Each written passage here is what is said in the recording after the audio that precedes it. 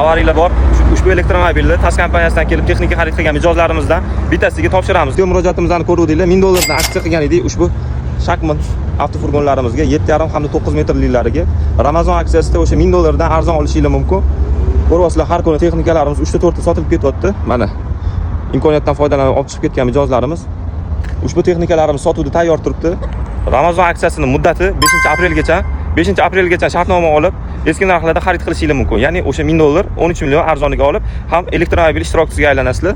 Ma'lumot uchun aytib ketaman. Avtofurgonlarimizdan 9 metrli shtorkali varianti qolmagan.